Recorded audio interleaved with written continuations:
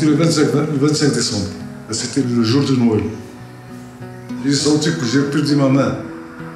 Après 1 ou 2 secondes, j'ai senti mon visage tordu. Après 1 seconde, la voix est partie. J'ai perdu la ponctuation de la parole. Quand je suis venu ici au centre, je suis venu avec pied perdu et la main perdue. Et maintenant, je me sens très bien, alhamdoulilah.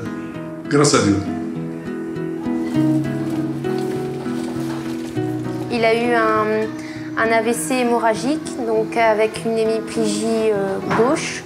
L'ergothérapie prend vraiment en compte les besoins qu'exprime le patient et il faut que le patient soit acteur de sa thérapie.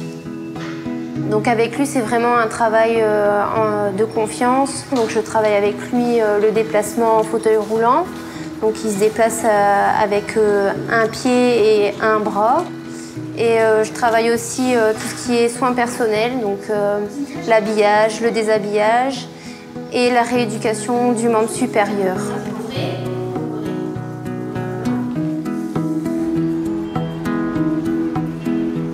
On est dans le centre de rééducation et réadaptation Salmia depuis 1 mois et on suit des personnes en hospitalisation ou en ambulatoire. On aide les personnes à devenir le plus autonomes dans leur vie. Donc c'est un monsieur qui a eu un AVC au niveau occipital et donc il a des tremblements, des problèmes d'équilibre et des problèmes de manipulation. C'est quelqu'un qui vend des habits debout dans la rue toute la journée, donc qui déambule, qui a besoin de marcher sur différents sols et donc l'équilibre c'est très important. Il a besoin de rendre la monnaie, donc la manipulation c'est très important. On va mettre votre main sur le mouchoir, d'accord? Et là on va travailler l'extension du coude. J'ai commencé à avoir espoir parce que ma main était complètement perdue. Maintenant, je commence à la faire bouger. Peut-être que la prochaine fois, je le ferai tout seul. Mais c'est grâce à elle que c'est elle qui m'a appris à faire ça. Pas trop fatigué? Non. Pas essoufflé? Je suis un sportif. Malgré mes 80 ans. Le but de notre stage, c'est de faire de la rééducation avec des patients adultes ou enfants. Il faut être créatif et il faut toujours imaginer plein d'exercices. C'est pas répétitif en fait. Chaque jour est différent. Même si on a la même personne, ça va pas toujours être la même prise en charge à chaque fois. Il y a un échange entre les différents corps de métier. C'est important de travailler en équipe. Ça permet de voir une autre facette du patient et de ses capacités. Ce qui m'a vraiment intéressée, c'est qu'on est vraiment au cœur de la vie des gens et on apprend vraiment beaucoup de choses, même sur soi-même. Je garde un très bon souvenir de mes études.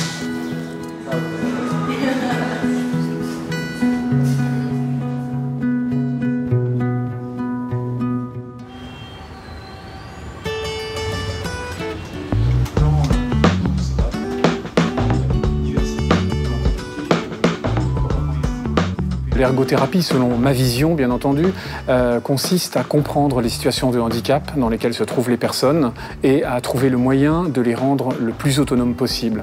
Donc automatiquement, on a bien sûr des méthodologies qui nous permettent de travailler sur ces points-là, mais ça demande aussi la possibilité d'imaginer des solutions qui sont adaptées à des personnes uniques, dans une situation unique.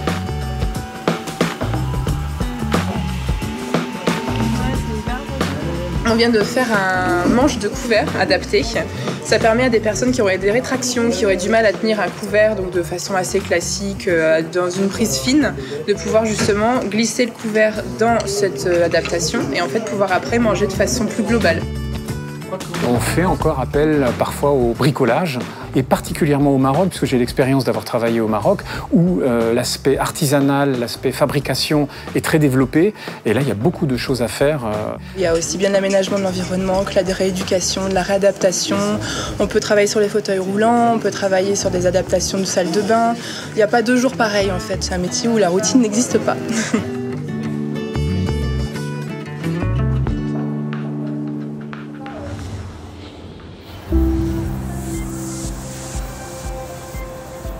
L'ISPITS, donc, c'est un institut qui relève du ministère de la Santé, qui s'occupe de tout ce qui se rapporte à l'enseignement supérieur, à la formation des professionnels de santé. C'est un institut qui a pu implanter un système de licence, master, doctorat.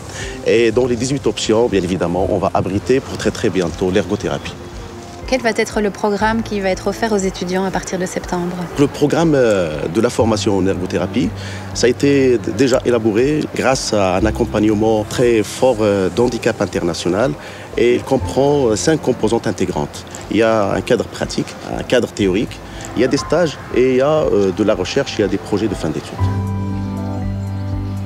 Et au niveau de la pratique professionnelle, quels seraient les stages qui vont être proposés aux étudiants?